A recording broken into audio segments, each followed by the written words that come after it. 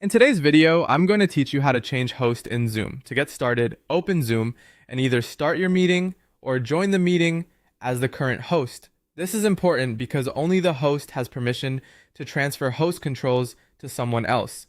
Once you're inside the meeting, look for the participants button in the meeting controls and click it. This will open the participant list where you can see everyone currently in the call.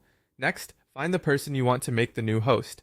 Take a moment to make sure you're choosing the correct participant, especially if there are several people in the meeting. When you found them, hover over their name.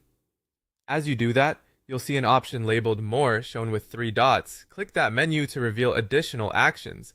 From there, choose either Make Host or Make Co-host, depending on what you want to do. If you select Make Co-host, that person will get extra meeting controls, but you will still remain the main host. If you select Make Host, you are fully transferring host privileges to that person. Zoom will then ask you to confirm the transfer, so go ahead and confirm it. After that, the selected participant becomes the host, and you become a regular participant in the meeting. That means the new host will now be able to manage participants, control key meeting settings, and keep the session running.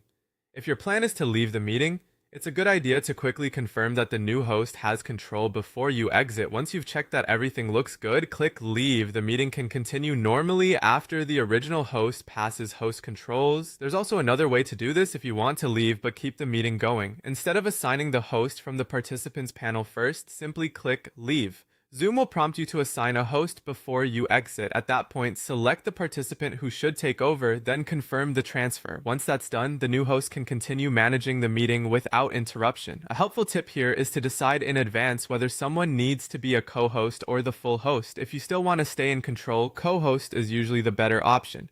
But if you're leaving and want someone else to take over completely, make them the host. And that's how to change host in Zoom.